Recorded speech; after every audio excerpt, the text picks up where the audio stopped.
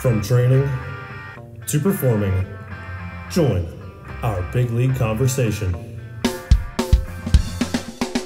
Welcome to the CSP Elite Baseball Development Podcast with your host, Eric Cressey.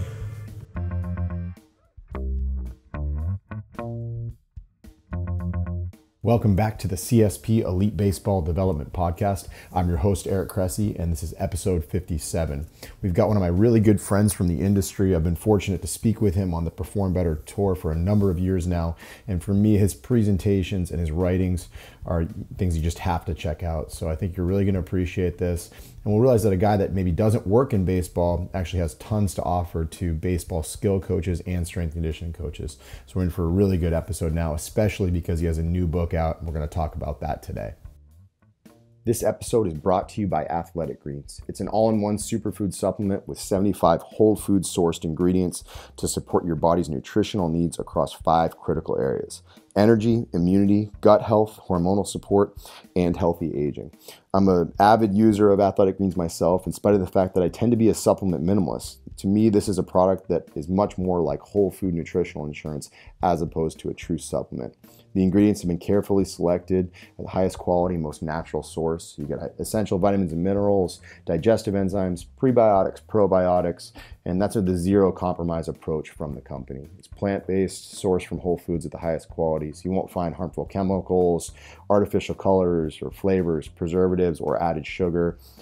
Really, it's perfect for folks who are gluten and dairy-free, paleo, keto, vegan-friendly, great for people who are intermittent fasting, all that fun stuff. Personally, I love it for obviously our athletes who don't get enough nutritional benefits from fruits and vegetables because they don't eat enough. So it's a way to kind of plug in holes in diets. But also, I really like it for our college and professional athletes who may have complex travel schedules where quality food options aren't always at hand. On a personal level, I'm a husband, father of 3, and an entrepreneur. We split our time between 2 states, and I'm also still an avid lifter. So life is inherently crazy, and it can be stressful, and sleep deprivation is definitely something that we encounter. So I rely on Athletic Greens for part of my immune support, and believe firmly that it's made a big difference in keeping me healthy in spite of how crazy our lifestyle is. They've got a great offer in place. If you head to athleticgreens.com/Cressey, they'll get you 20 free travel packets with your purchase. Again, that's athleticgreens.com/Cressey, CRESSEY, and you can claim your special offer. Today's guest is the head of athletic performance and science for the Irish Rugby Football Union. His primary role is to oversee the delivery and development of strength and conditioning and sports science across all men's and women's national and provincial teams. Before working for Irish Rugby, he was the Director of Education and Training Systems for Exos in Phoenix, Arizona. As the Director of Education, he oversaw the development and execution of all internal and external educational initiatives. As a performance coach, he oversaw the speed and assessment components of the Exos NFL Combine Development Program and supported many athletes across the NFL, MLB, NBA, national sports organizations, and military initiatives. He completed his PhD through Rocky Mountain University of Health Professions with a dissertation focus on motor skill learning and sprinting. He's a recognized speaker and a consultant on human performance and coaching science, and has numerous book chapters and peer-reviewed papers focusing on the intersection between coaching language and athlete learning. This podcast is really timely as he's just released a new book. It's called The Language of Coaching, and I was fortunate to have a chance to review it months before it became available. It's going to be an amazing resource for a lot of coaches of all ages, experience levels, and sporting contexts. Today we talk about that and more. Please welcome to the show, Nick Winkelman. Welcome to the show, Nick. Thanks, Eric. Pleasure to be on. I'm excited to have you from across the pond in the midst of the craziness that we're working through now. I think it's a good chance for all coaches to take some time to get better at their craft while we can't actually be hands-on with the athletes. Yeah, it's unbelievably unique. I mean, to have the entire world, let alone the entire sporting world, basically accessible to one another, the amount of these conversations I'm having are fantastic, and they counteract a lot of the bad stuff going on. And it's funny, we were just talking before the call started about how, we've been on more Zoom and FaceTime meetings than ever before, and now we got to go put all this stuff in action. But it kind of speaks to how the world is changing, and your work, your presentations, I've been fortunate to see them up close on the Perform Better tour over the last couple of years.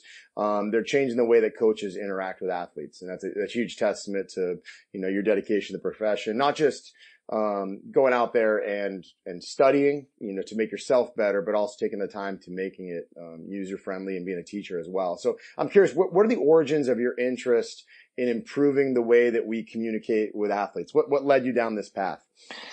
Yeah, it's really interesting. You get old enough and you have that moment where you're like, man, where did all of this start? Is there an initial moment? And I can't say there is an initial moment. I always know that my mom used to say I talk too much. I'll probably be a lawyer and I'm going to get myself into trouble. So there was definitely something around me being a talker as a kid. Whether or not that has anything to do with this, I do not know. But probably the moment I keep going back to is I worked with this guy named JC as a personal trainer. I was learning how to become a personal trainer, and I was just shadowing him, and he was kind of the senior personal trainer, so to speak, at the gym I was at Oregon State University when I was still in school.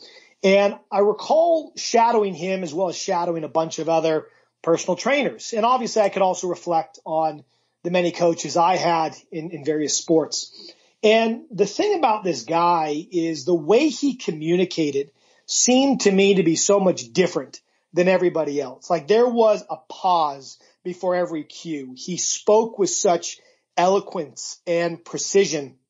And over time, I came to realize he primarily worked with bodybuilders, Eric, and a lot of people would come to him because he could get them to activate certain muscles and certain areas of the body better than anybody else. And what I came to realize is it wasn't his programming. Like his programming was good, but it wasn't that much different than what you'd see in the books and from other individuals. But it was how he communicated that programming and how he explained movements. And so for him, it was natural. I don't think he had studied it. I think if you had asked him, what's your strength? He probably would have talked about programming and being able to get the optimal load to optimize strength and power. But for me, I saw a completely different picture.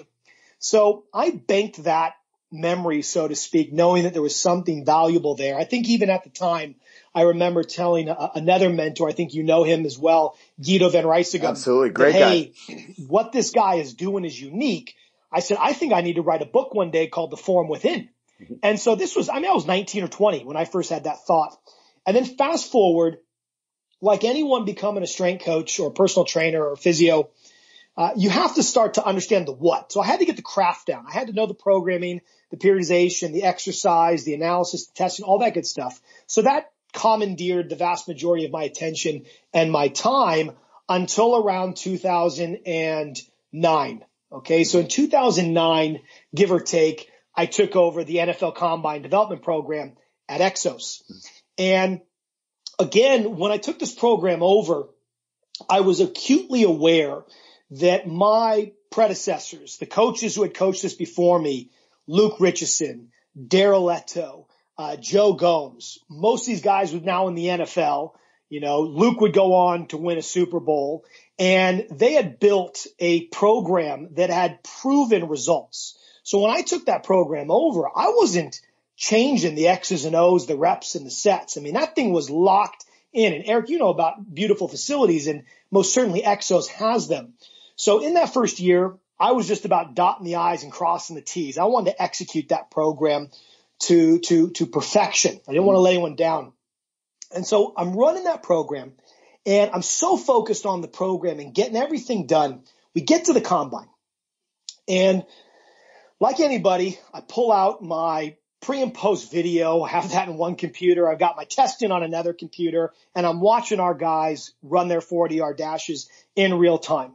And I'm looking at the results. And what I notice is while everyone improved by the time they got to the combine, many of them didn't run as fast as they had when they were with me at Exos. I'm like, okay, so they're better than when they came in, but they definitely didn't translate completely what we did at Exos when they came to Indianapolis. But the other thing that struck me, and this was probably the more powerful thing, was that the way they ran, Eric, the way they moved, something had changed fundamentally, okay? And whether it was memory loss, whether it was learning loss, I don't know what it was, but all of the changes in technique, in coordination, in movement efficiency I thought we had achieved in Phoenix were lost in the flight to Indianapolis. And ultimately what I came to realize, at least this is how I summarize it in my mind, is that they went through an 8-week program. They got physically better. They got more powerful. They got stronger. They got faster from a neuromuscular perspective. But the influence on coordination, to the degree that I was able to influence them with my cues, my language, and my coaching, that somehow was lost. And ultimately, as I reflected back, it brought me to that moment with JC when I was that personal trainer. And I realized that as I started to dig into this area, I had overcoached. I'd used the wrong cues. I didn't pay attention to when I gave them feedback. I wasn't consistent with what I said. I just coached whatever error happened to pop up on that day in that repetition. I was not even a fraction as precise with my language, with how I coached compared to what I coached. And basically from 2009 on, I've been on a mission to understand the art, the science of coaching, bringing the how to the what. And that brings me now here today, hopefully having something I can say about it. That's really interesting. It's intriguing that we sometimes can fool ourselves, right? We see these pronounced change in athletes. In our world, you put 20 pounds on a pitcher in an off season and all of a sudden the radar gun's lighting up and things are different, but you may not have inherently changed movement quality. You may not have changed how that athlete would execute pitches with 45,000 people watching in the bottom of the ninth. So it's an interesting commentary, almost physiology versus psychology. Would you agree with that? Oh, 100%. We always talk about when it comes to rugby and developing training plans for rugby, which is where I work now. It's kind of like we're serving these two gods. We're serving these training gods and these skill gods. And that on the training side, we're trying to get the physiology. But on the skill side, most certainly, it's the psychology. It's the car. It's the driver in the car. We can upgrade the car. It doesn't mean you're going to be any better at driving it. So how do we serve both in a mutually beneficial way? Absolutely. And I don't know if you feel like this, but I know I go back and I look at my programs from, 5 to 10 years ago and I just want to do a face palm, like there's stuff that it didn't make sense. But the truth is that we could do that on a lot of different fronts. We could do that on our approaches to skill development, the words we use, how much we talked, or even the cues that we coach to, whether it was words or not. So I'm curious, when you go back and you look at, your own stuff or even the young coaches that you interact with, where do you feel the lowest hanging fruit is in terms of how coaches can improve, their communication with athletes or clients? It starts with planning. I think that's the lowest hanging fruit because like nutrition, we all eat, like sleep, we go to bed. And it's a matter of taking a behavior that already exists and simply looking at how can we nudge it to make it a little bit better. And so when coaches come to a talk, the language of coaching, read the book, whatever it might be, and they ask that very question, because when you get into it, there's a lot of different elements involved in communication and coaching, but the simplest one is in the planning. And so what do I mean by planning? And I put this in a post, I think a few months back. And I said, it's time that our strength conditioning programs add a column for cues. And so we have it for the exercise, the reps, the sets, maybe the VBT velocity you're looking for. But what about our language? Have we given consideration to the key cues, the brief phrases that we use right before the player or the athlete moves? Have we given consideration to those from a teaching perspective? And the way I like to think about a cue is the way I translate the ideas in my head into the movement in their body. And what we find is if we watch coaches in practice, they tend to have certain cues for certain movements just on a loop. And they'll repeat those cues over and over again, possibly say them louder from time to time like they're in a foreign country, but very rarely are they updating in real time what they say and how they say it. And most certainly that's been my experience when I reflect on my coaching. So to be able to look at the core movements you're teaching day in, day out and write down historically the key 2 or 3 cues that work really well to teach that movement, especially if you're working with someone for the first time. But we then need to take that and evolve it in that if I'm working with an athlete, whether it be squatting, sprinting, change of direction, and I'm deploying these cues, we all know that not every cue is going to work for every athlete. We've all had the cues that were great for a category of person, but then for whatever reason, we give it to this newbie and they give us that look like, well, what do you even mean? Or when they swallow the cue and apply it to their movement, it actually backfires and does the opposite of what you want. So the key thing for me then is, how do you evolve that language to be individualized to that person? And it might be simple strategies like, okay, here's a cue. What does that mean to you? Or here's what I want us to focus on. How would you think about that? Or I give the cue to the athlete and they naturally just repeat it back to me, whether or not I've asked them to, in their own words. Well, if I'm listening in all of those scenarios, I'm then going to update the cues on that document, or at least in my mental map, using the words that they've used. So if I said, hey, I need you to explode off the ground. What does that mean to you? You want me to drive hard? Okay, so in my mind, instead of saying explode off the ground next time, Eric, guess what I'm saying? Drive hard. And if I know my memory isn't very good, I might just make a little note on that programming sheet that next time that seems to be the cue that resonates with them. That's such an interesting, not to cut you off. I mean, that's such an interesting observation, because I feel like, and I'm guilty of this myself, and it's probably one of the more profound changes I've seen over the last 3 years, is that we do all this questioning during the initial assessment, right? We ask them, where do you feel it? And, what's your pain history, or what's your training background look like? All these different things. And then the questioning just, for some reason, seems to stop there. And the second you actually start questioning them during your training session about their input on the process, I feel like buy-in just goes to an all new level, just because so many of the 100%. Athletes that we encounter, they've never been given an active role in the training process. It's always been it's a passive role where they have to show up and work hard, if that makes any sense, Well, I'll just to that point. Yeah. The biggest area right now, in my opinion, in the study around motor learning, so that the science of people learning to move, is around motivation. And I think inherently we all know that people are not going to learn things that they're not motivated to learn. Mm-hmm. And yet, even in the world of motor learning and the science of teaching, we often still talk about methods of better communication, methods of better session design. But ultimately, it's that social glue, that social contract of how do we get them involved, get them motivated? Because I believe that is one of the single most important variables. We all know this intuitively, but do we actively pursue it in the way we coach? And all we're highlighting here is with language, is in respecting and using their language, they feel more involved, they feel ownership, i.e. motivation. That's awesome. And I'm curious, as you look back on young Nick Winkelman, I know young Eric Cressey talked way too much. Like I just needed to shut myself. What are the things that you look at and you're like, man, I was terrible. How would you have changed yourself if you go back 10 years? I tell, like, the first 3 pages in the language of coaching in my new book, I talk about that. Mm-hmm. And it was, I coached the program, Eric. I didn't coach the person.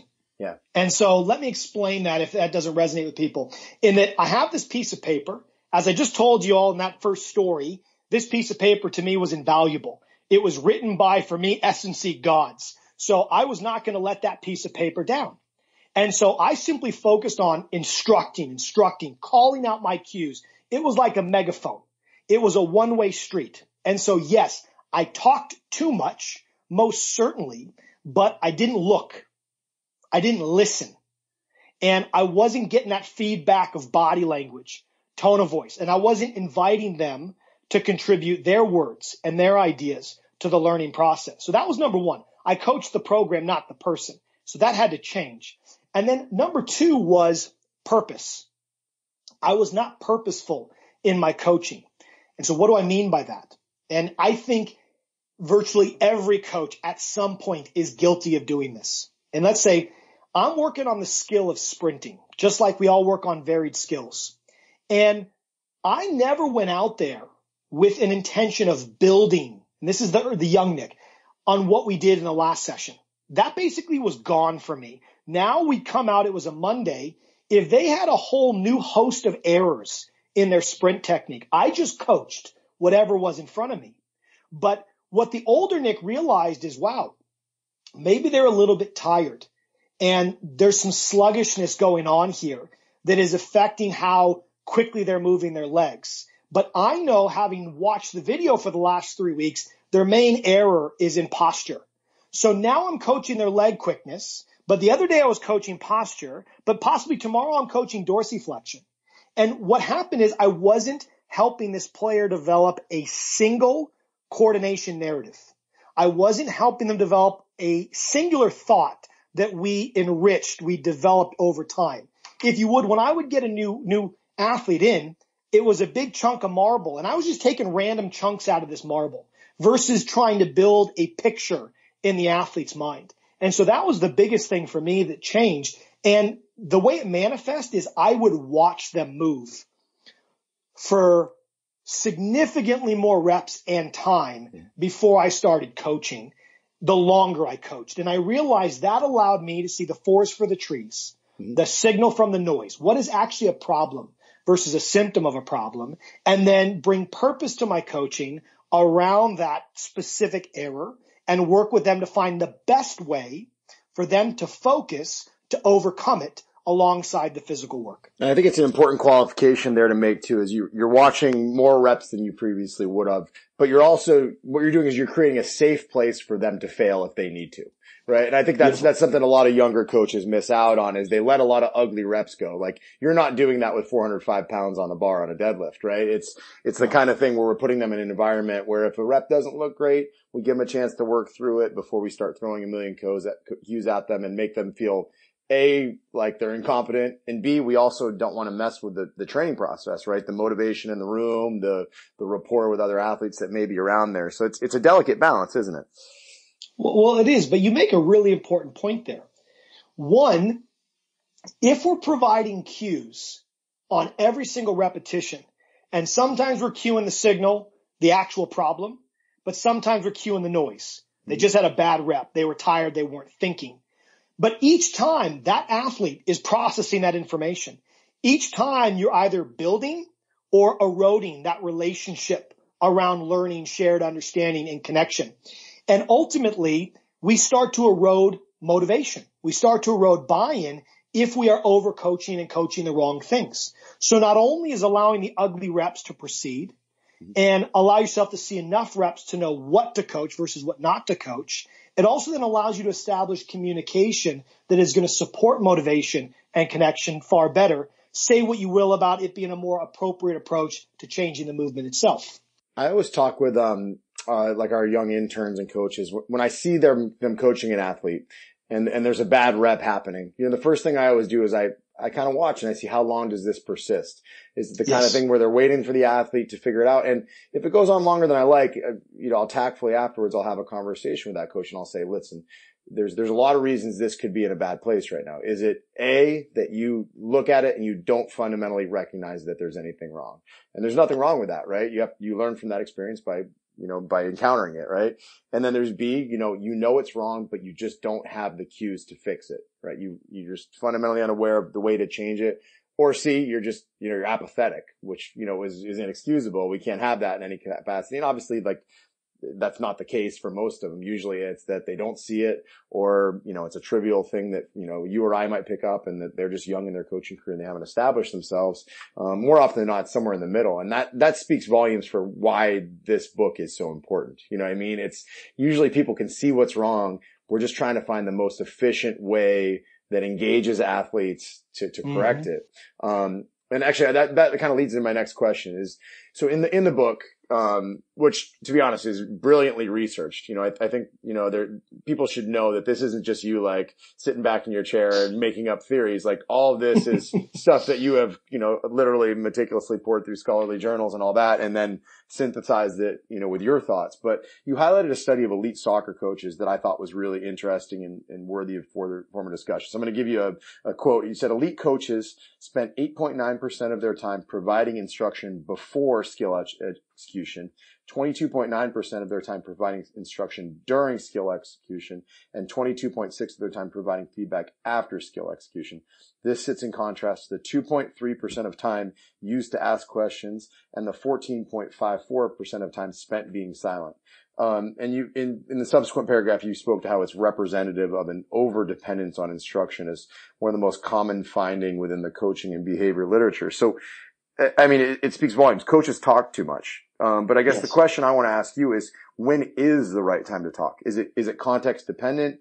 Does it depend on the age or the training experience of the athlete in question? I know this is like a very probably subjective question, but cast as broad a net as you want and let's roll with it. Yeah. So I think let's try to anchor that question to a model that I talk about later in the book. And I think then we can from this have various lanes of conversation. And that is, you're asking basically, when do we communicate? Mm-hmm. And it's an important question because I didn't find necessarily any one model that clearly outlined it. However, in my own experience and the experiences I've observed of other coaches, I felt that there was a very clear pattern of communication that, if you would, could start to create the categories or the buckets by which we can talk about coaching communication. And one of them is to understand when we should communicate. And so in the book, I talk about this as just the simple acronym DDCDD. And that stands for describe, demonstrate, cue, do, debrief. So let's take context, because you're right, Eric. Context matters a whole heck of a lot when it comes to answering that question. Let's say you're working with someone who is new, okay? I don't care if they're young or they're old, but you're working with someone new and you're teaching them a movement pattern for the first time. At least this is the first time you've taught it to them. I talk about people utilizing the long loop, because I call this the coaching communication loop. So by the long loop, my suggestion is, well, initially you want to give this athlete context around what they're doing. Context allows them to gain understanding, reduce anxiety associated with uncertainty, and start to lay the mental framework that they're going to use to perform this movement. And so that's when we describe the movement. And that description, let's say it's a sprint, is saying, hey, you're about to go through an acceleration. I want you to come out of a 2-point stance, blah, blah, blah, blah. Here's the body position. You're going to run over 15 yards. Okay. Then you're going to demonstrate it. Possibly you demonstrate it. You have another athlete demonstrate it, or maybe you even show a video. But by giving them the verbal and the visual, we talk about this in kind of the motor learning world as dual coding. We give them two different types of sensory input to understand what they're about to do. Now, that's fantastic. I think most coaches do that. Now, does it have to be done in that order? Can you demonstrate first and then describe? Yeah. I think that's where the art comes in. Should you be describing while you're demonstrating? Meaning, should they have to process visual information at the same exact time as they're processing verbal information? Yeah, I'd say probably not. I think it's best to keep them separate. And if I'm demonstrating, maybe accent certain parts of the movement with a push or a boom or a long single word verbs, just to draw the attention to the part of the visual that you think is important. Okay. So what we've done here is we've given the person context. We've described and demonstrated. But the question I would ask listeners is, have you coached yet? You've given them all this information. You've given them a lot of what. Here's what this looks like and what is going to happen. But have you answered the question of how they're going to achieve that? How they're going to perform that? And that's where the third piece comes in, the cue. The cue is meant to be the summary, the exclamation mark at the end of the sentence. It's meant to be the brief phrase that we can send them into the movement with, that allows them to focus on one simple thing to help them perform that movement better. So in the case of the sprint, it might be, okay, now for this first repetition, I want you simply to focus on being explosive off the ground or fast off the line. Very general, very high level, let's say, for the first time I'm teaching it. Then they do it, they perform the movement, and then we debrief it. And when it comes to the debrief, that is such a rich, important part of the coach-athlete relationship. And to just put a nod back to the research study, that's where questions are critical. Because at the end of the day, to coach someone, we need to understand their experience. We need to understand how it felt to them, how they processed the information we sent them into the movement with. And thus, if we're not conversing, if we're not asking questions, we don't close the feedback loop. We don't get the subjective sense of the athlete or the client that we need to understand if we need to change the cue, if we need to cue less, or if we need to change tact altogether. So I call that the long loop, Eric. And I believe that we use that long loop when we're working with someone new or we're teaching a movement for the first time. Now, let's be honest. Once I've done that initial description and demonstration, do I need to redo that every single time? Do I need to give that long form instruction every single time? No. So as someone gains experience, that's when I talk about shifting to the short loop. And that's where we go, cue it, do it, debrief it. Cue it, do it, debrief it. Where that debrief really needs to be about collaboration, but also, can that cue be about collaboration? Most certainly it can. In the book, I talk about the cue, and typically it comes from a coach, but it doesn't have to be. The cue is nothing more than the last idea that goes into their head before they move. And ideally, it's the kind of idea that will help them move better. It does not matter if that idea comes from you, the coach, or they, the athlete, but you need to be the facilitator of that idea coming into the fore. So move now into the context of the experienced athlete, back to your question of when you should communicate. Let me reference a very interesting study to answer that question, and then we can go beyond this. Dr. Gabrielle Wolf, who I talk about quite extensively in the book, she is the foremost researcher on this area of cueing and movement that is globally called attentional focus. Basically, what you attend to, what you think about while you move, and how it impacts your movement.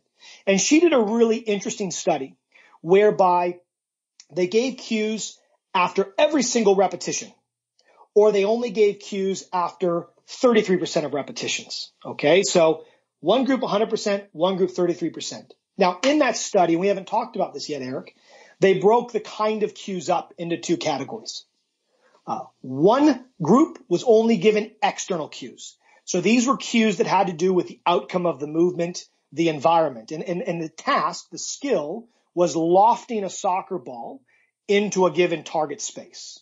And these were novices. They weren't soccer players. Okay. So half the group, either 100 or 33% of the time, got a cue that was external. It was about the environment, the ball, where to place the ball, where to kick the ball. It did not relate to their body. There was no mention of mechanics, hips, knees, joints, muscles, not mentioned in the cue, i.e. external. The other half of the participants got only internal cues. So they were told about foot placement, knee position, hip position. It was all internal language about the body and the technical movement itself. Okay, so external, internal. And then within each of those groups, did you get feedback 100% or 33%? And here's what they found. The external cues, independent of whether you got feedback 100 or 33% of the time, outperformed the internal group. And in outperforming, it means they were more accurate. What that tells us, and we can get into this, is that the kind of language we give that we call external allows both in performance and long-term learning, better performance and long-term learning than internal language. But here's the key piece. They did equally well when you gave them information 33% of the time as they did when you gave it to them 100% of the time. And this gets back to studies in the 70s that show that if you give cues, if you give feedback too often, we can create a dependency. And so what this study showed is, wow, you give them a cue every third rep, you give them a little crumb, a little bit of a nudge, a little bit of feedback, and then allow them to run with it. Allow them to play with it, to integrate, right? To challenge themselves, to make mistakes, to have the ugly reps and solve for themselves on how to fix them. That equally gives you, the coach, time to see how they adapt, see what works, what doesn't work. So as I said earlier, the next time you give a cue or facilitate a new cue coming to the fore, you do it with greater purpose and make sure it's at the signal rather than the noise. It's so comical because in the baseball world, you know, anytime you watch like a relief pitcher warming up for a game, or you see like the spring training mounds where there's 6 guys throwing side by side, the coaches are standing there always with their arms crossed right behind them. And like just from experience, 1 out of 10 loves it. You know, and they're looking back at them, they're asking for feedback on every single one, and the other 9 are just like, shut up. You know, like I have stuff I'm working on. I need to be alone with my thoughts and my movements. So it's definitely and Eric, is that one guy a performer? Is that one a gamer? Can that person get in when the pressure is on and the coach is not available? That's the question we have to ask ourselves, because oftentimes that dependency is filling a gap for that person. And the reality is that coach ain't standing behind them when the game's on the line. Yeah, absolutely. So, moving on. One of my favorite parts about this book was there was an intriguing look at memory. And you talked about how it's far easier, to recall new information that you've learned when it's wrapped in the context of something we already know. So this makes sense in my world, but I think for someone just hearing it for the first time, it might not. So can you elaborate a little bit more and talk about some of the maybe actionable strategies coaches can use to make new concepts stick with their athletes? Yeah, 100%. So we'll do a little bit of a quick thought experiment here that I use in the book. So for listeners at home, I want you to scan back over, and it might not be difficult with the amount of novel things going on right now, but scan back over the last, let's say, 12 months of your life. And I want you to pick out one moment that really stands out to you emotionally. Could be positive, it could be negative. But scan back 12 months and pick out one moment that really stands true for you. And allow it to fill your mind, fill your memory, replay it like an HD movie. Okay? So probably not too difficult to do. Eric, I'm sure you have yours as well. Yeah. So locked in. Now, what is it? It's Friday. I want you to think back to last Thursday. Can you remember what you wore, what you were doing, what you had for breakfast, lunch, or dinner? Any of the detail about the day? And unless that day happens to be a remarkably novel, interesting day, on average, we're not going to be able to remember in any remarkable detail something that happened a week ago or 7 days ago.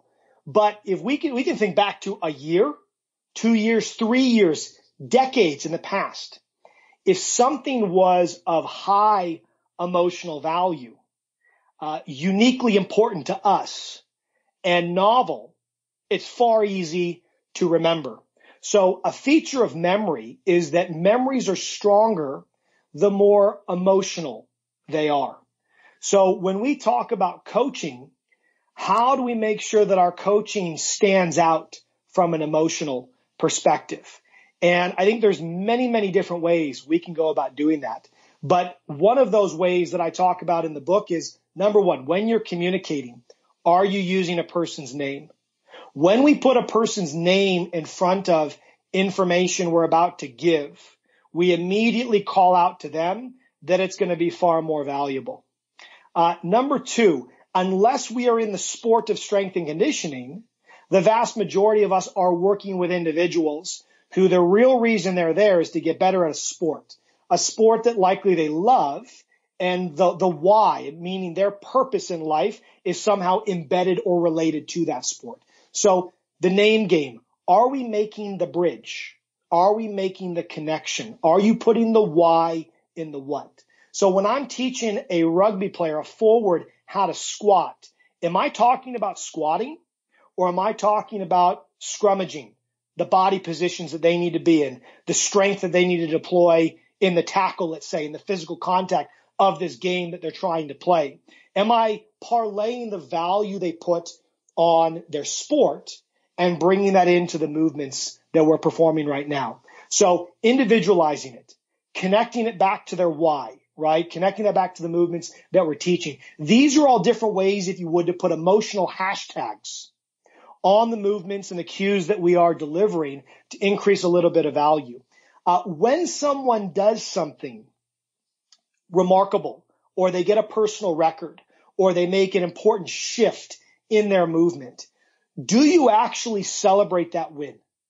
So often in coaching, we go to the next thing that is wrong rather than really allowing the player to soak in something that they've done successfully. And especially in sport, a lot of our big goals take a long time to achieve. So how are we making micro memories on a day-to-day basis, celebrating those wins? Something as trivial as getting a few more repetitions out of a movement, or making a very important shift in coordination from a light bulb perspective. So the first global area I'm talking about is, how do you coat your coaching in emotional value? An emotional value that is connected to them as an individual and relates to things that they want and their motivation, their it, as we used to say at Exos.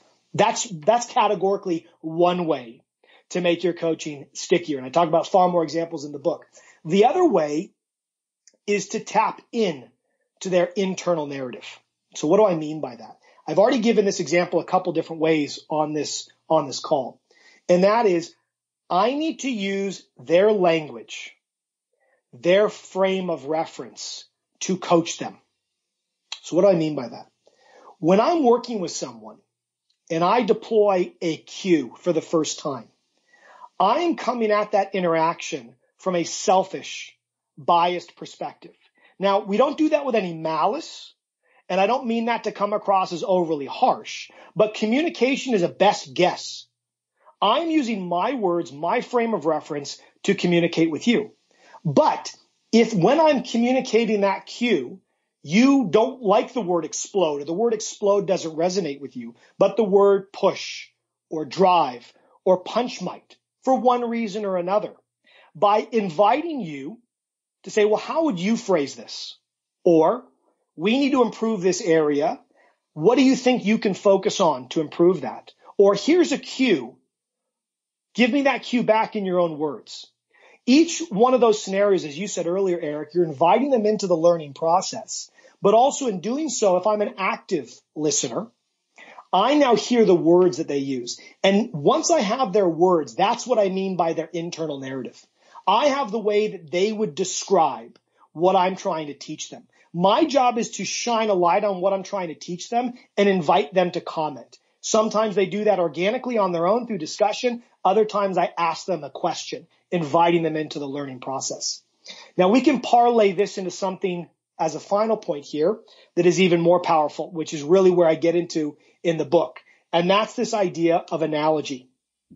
If I'm trying to teach someone how to accelerate, I can say things like explode off the ground. But even something like explode off the ground isolates out the lower body rather than considering the entire movement as a collective. Now, telling someone to explode off the ground, as we know, is going to be far more effective than telling them to extend their hips, because exploding off the ground is a summative cue that allows the whole body to solve it and to contribute.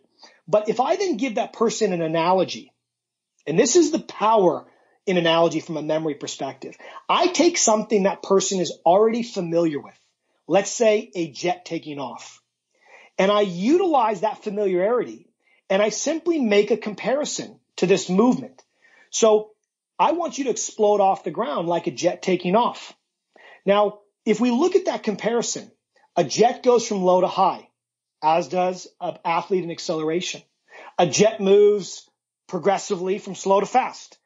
That's what we want to see in acceleration. A jet is a long steel, strong structure. Head to heel, strong as steel. That's how we want the body to move. So embedded inside that comparison is all the biomechanical detail one would need for sprinting, to at least establish a good sprinting form, at the very least how the body should rise gradually. But it does so by leveraging existing knowledge. And that makes the learning easier. It's a far more interesting thought than exploding through hips or pushing grounds away. And ultimately, because it taps into their mind as it currently exists, it allows the barrier to learning to lower, giving them a positive experience, supporting motivation. So analogy, using their language, and bringing emotional hashtags, emotional value, the why and the what, around the overall learning process. Those are three tangible ways to tap memory. That's awesome. And all right, so this is going to be a total shift of pace, but I'm actually really intrigued at this. So anytime you see someone who's like innovated in the field, and I always think back to like Stuart McGill's work, yes, where there are people that totally make, oh, he's only been herniating pig spines in the lab. He doesn't know anything. It's like this guy's seen thousands and thousands of really broken backs. And even like some of the stuff we've done with baseball, it's like Cressey hates overhead work. I'm like, actually, we do a lot of overhead work. Maybe it's just different than how you appreciate it. I'm curious as to where you feel like your ideas have misconstrued. Like, are there instances where people have perceived things completely incorrectly? Yeah, and they're probably justified in some cases.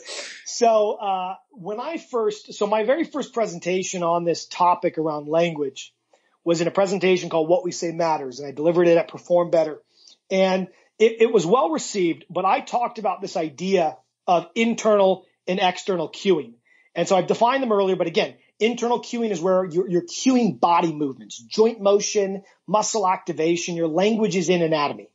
versus external cues. Your language is an outcome or impact on environment. So focusing on barbells and where barbells are moving rather than elbows extending and shoulders flexing. Okay. And so when I initially explained internal cues and external cues, I presented it as a binary concept because that's how it is in the research. And I said that external cues are good and internal cues are bad. And ultimately I got a lot of questions like, well, hold on. Are you saying that I can never reference the body again? Which first and foremost, even if that was true, no one would abide to that. So I knew that wasn't going to be very effective. And I said, no, I'm not saying you can't reference the body, but external cues are better. But here was the problem, Eric. I never, at least through my lens, I never shared with people what the heck to do with internal cues, internal language, and referencing the body, which is no question. There's a role for it. Yeah. So that's where I was not misconstrued. I was understood correctly. And in the book, I do my best. And probably for the last 5 years in my presentations, I've done my best to right that wrong. In that if I can just share this, because obviously the audience would want to know where the heck do they go. When I talk about that DD-CDD, the coaching communication loop, for me, it's a very simple story. When I use internal language, I'm describing the movement. I'm not coaching it. I'm giving just concrete explanations of what is happening or what is not happening at either a muscle activation or a joint motion level. And so for me, we can utilize that language in open discussion when we're describing a movement or when we are debriefing it. The only call it hard line that I'm making, and I believe the evidence supports this, my experience definitely supports this, and everyone else who I know who abides to these principles supports it as well, is it's that cue. It's that last idea that rides along in the mind as the player moves. That needs to come in the form of an external cue or an analogy. And so I think in the book, we do a good job of outlining that, is what I call the language locker of the coach, and saying, hey, there's a home for internal language. There's a home for external language. Here's exactly where it goes. They're neighbors. They can hang out sometimes, but here's the order of operations to maximize how language impacts movement. That's great. All right. So you're a dad and I'm a dad. We both have young ones at home, and I can't help. I mean, you're never supposed to micromanage how you parent, right? But No. as I read this book, it got me thinking about how I teach my kids. And I have twin 5-year-old daughters plus a 1-year-old, and our twins are polar opposites. So we're actually like doing the homeschooling thing right now while, the worldwide crisis is going on. And it's been remarkable watching just how they learn to read differently. Like one rocks her sight cards like crazy. The other one looks at it for 5 seconds and then, oh, look, there's a shiny object on the other side of the house. So I'm curious, like this book got me thinking about how I teach them, how they communicate with me when we're playing a new game. As you've researched all these communication and cueing topics, how has it shaped you as a parent? Do you find yourself almost accidentally coaching your kids like you would your athletes? Oh, my goodness. Okay.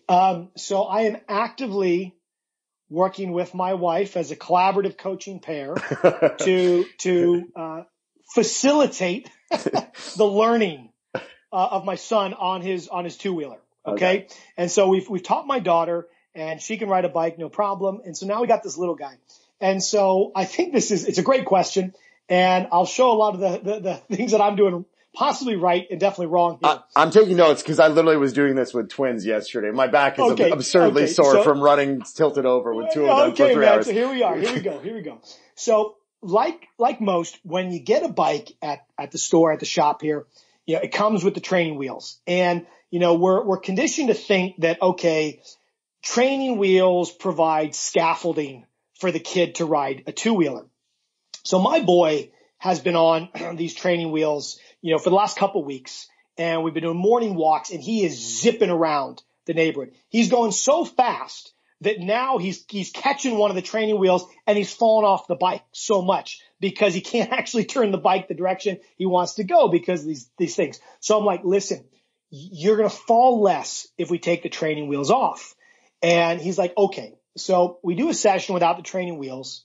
And of course, he's scared out of his mind. And just to show about the specificity of training, he had been riding his bike for almost a month now with training wheels.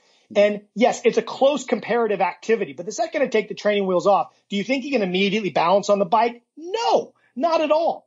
So he's afraid to fall. And had I let him go, he would have fallen. So I wanted to be initially a positive experience. So we try that 2 more times, and he keeps wanting to go back to these training wheels. And in that moment, I'm thinking, the longer this kid knows he can go back to, as long as he knows he can keep going back to the training wheels, he's not going to challenge himself on this bike, because the reality is the training wheels experience is far better for him right now than the 2-wheel experience. So just logically put yourself in a 4-year-old's head. Why would you go to the lesser of the 2 experiences? I'm going to go with the one I can rock right now. And in that moment, Eric, I realized I'm cueing, we're talking about, just for me, the only cues I give them is the bike goes where you look and you got to push through the pedals. But I let him come up with the way he would use the word push. He says speed. I said, do you want to use push, burst, speed, blast? He's like, Dad, I want speed. I'm like, okay, I need speed. And I just need you to know that wherever you look is where that bike is going to go. And literally, those are the only cues I gave my daughter. It's the only cues I'm giving my son. So for what it's worth. And so here we are. Those cues, they're not working. Okay. They're not working. He's falling over. My wife suggests we get him on the grass. We get him on the grass. But because the grass slows him down, he can't get enough speed. He's still falling over. And so he runs over to the garage. He says, I want these training wheels on. I want these training wheels on. And I'm thinking, okay, I got to end this right now. I said, Madden, do you still wear a diaper? And he looked at me so pissed. And he's like, I don't pee in my pants. I don't wear a diaper. I said, okay, you don't wear a diaper. I said, exactly. Because if I gave you diapers, he said it right there. I said, if I gave you diapers, what would you do? He'd be like, I'd pee in my pants. I said, exactly. So if I give you these if you keep putting these training wheels on, do you think you're ever going to commit to riding this bike? And he looked at me and he said, no. I said, so what do you need to do with them? I kid you not. He picks up the training wheels. He goes over to the garbage bin and he throws them away. He comes over to the bike and he points to it and he says, I'm going to ride you. And by that now he can't take off on his own, but by that afternoon he was riding down the street. That's awesome. And so I share that and I've said this before, psychology trumps motor learning. Now they're shared concepts, but here's what I mean by that. Motivation trumps motor learning.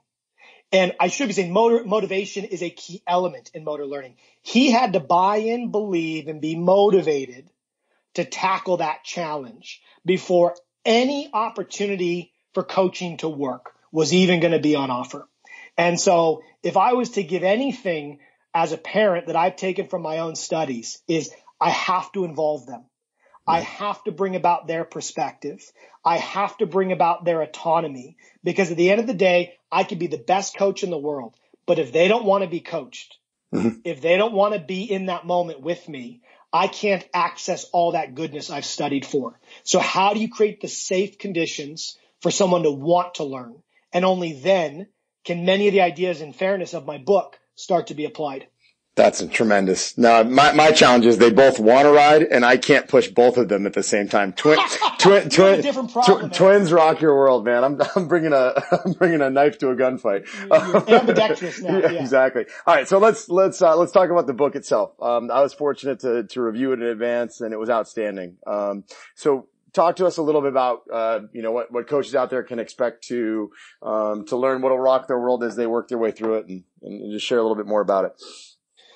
Yeah, I mean, I thought getting a PhD was hard. I thought being a parent was hard, but trying to write a book, and I know you've done this yourself, is a difficult process. And I've learned so much in the process of writing it. Someone messaged me the week I announced that I was going to write the book.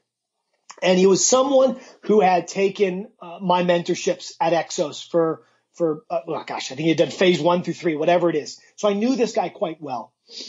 And he messaged me. He said, Nick, I'm so excited that you're going to write this book. And this was before I'd gone pen to paper, Eric. Mm-hmm. He said, I'm so excited you're going to write this book, but please do not write another textbook.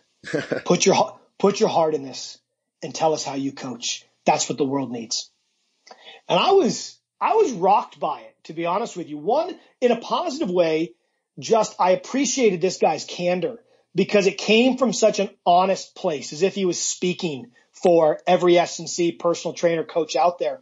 And I've not forgotten those words. So I think it's important when you write, you put someone in front of you. And so I kind of put him and everything he represents in front of me, and that I have got to write a book that does not shy away from the science and the detail, but doesn't force it down your throat. I need to talk about the science, the detail, and the strategy as if we're having a conversation, Eric, like the one we're having now. Mm-hmm.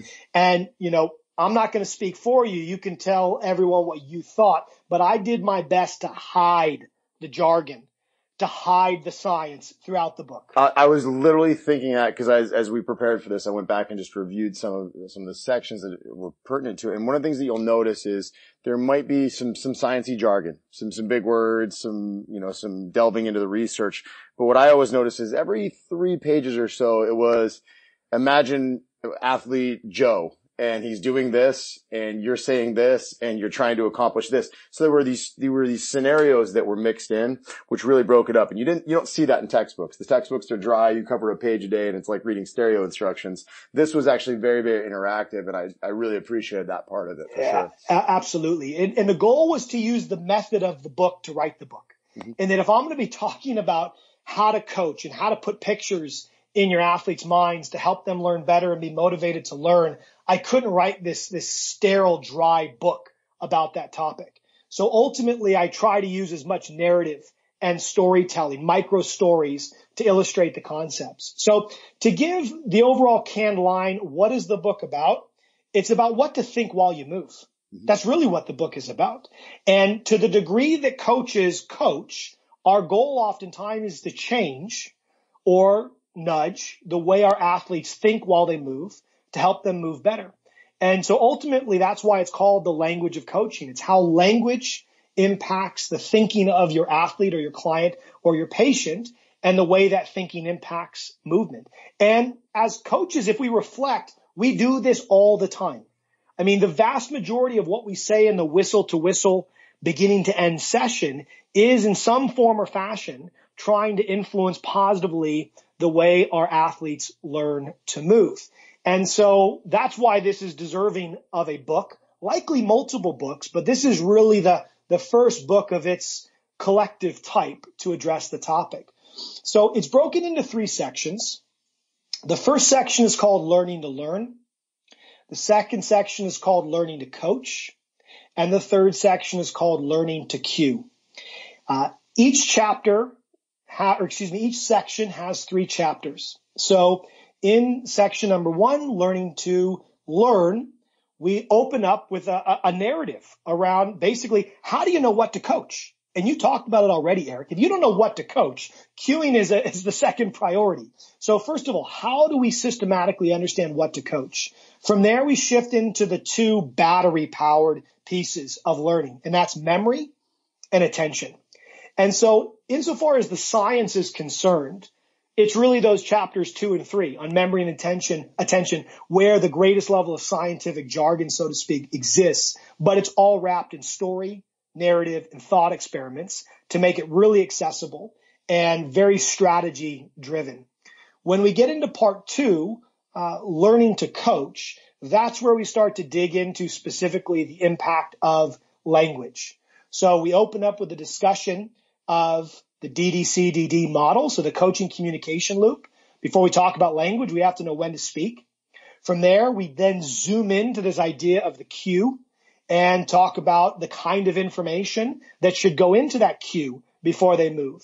And that's where we introduce the concept of internal and external cueing and attentional focus.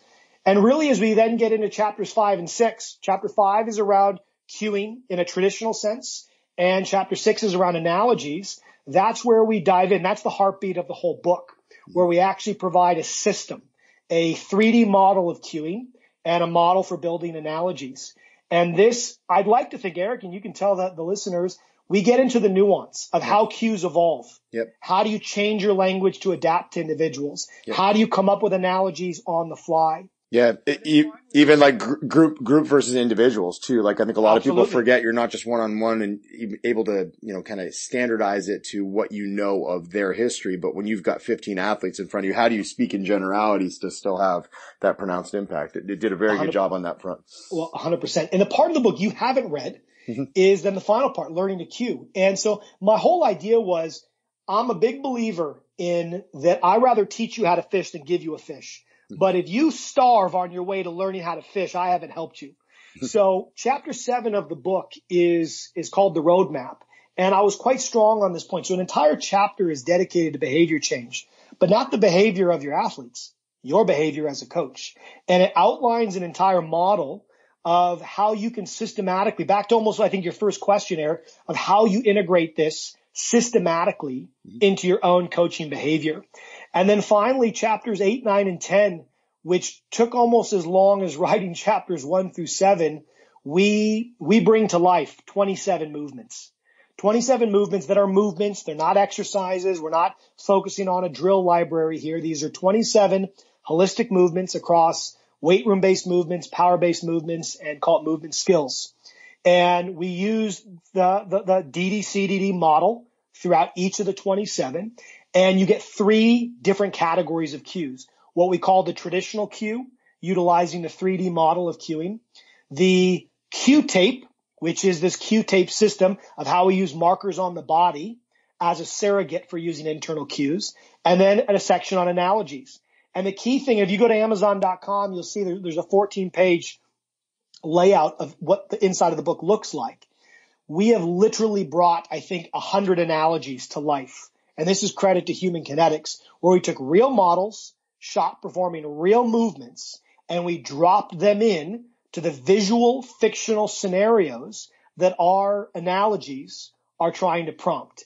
And so I think if you think back to Bert and Mary Poppins, in the first Mary Poppins, when they go into the cartoon and you kind of get that contrast between the imaginary cartoon and the real person, that's what we've done here. And it captures the imagination, I believe, in the same way that we will be able to capture imagination if we are better at designing and deploying analogies. So this thing top to bottom, everything is covered. And, you know, it's over 15 years in the making. People need to know that. This was not done overnight. Yeah, and I think the term must read gets thrown on way too often in many, many industries. For me, this is a must read, you know, because it helps you regardless of your level of experience in the field, right? Not everybody can go and cover diagnosis and treatment of movement impairment syndromes, right? Yes. You know, that's very, very rough reading for someone who's 22 years old right out of college, whereas at 29, 30, it's impactful. I think this is something that can be read, you know, very, very, it can be, you know, any time of day. It can be on the beach reading. It doesn't just have to be something that a bunch of nerd strength coaches are covering, you know, as they sit around a table and brainstorm. So, can't recommend it enough. It's available June 15th, but they can pre-order on Amazon now, correct? Yes, and the book actually will be shipping late April. The June 15th is still a placeholder. So okay, nice. My new website, thelanguageofcoaching.com, I'll be putting up a 20% discount for if you order on Human Kinetics, and Human Kinetics will be shipping worldwide. Amazon, for the obvious reasons, will have delayed in shipping the book. Yep. Because obviously they have more important priorities, as they should. But the Kindle and iBook most certainly will be available late April. That's awesome. And Nick, you also have some awesome social media. I'm a regular consumer of your Twitter stuff. So you're Nick Winkelman on both Twitter and Instagram. So I'd encourage folks to check you out there as well. Listen, man, thanks so much for doing this. So this was excellent, not just for our listeners, but for me as well. I picked up some good strategies just like I did with the book. So we appreciate you taking the time. Eric, man, you're a master. It's a privilege. Thank you. Thank you for joining us for another episode of the CSP Elite Baseball Development Podcast. If you enjoyed this episode, we'd be thrilled if you'd consider subscribing to the podcast and leaving us a review to read on iTunes. We welcome your suggestions for future guests and questions. Just email elitebaseballpodcast@gmail.com. Thank you for your continued support, and we'll see you next episode.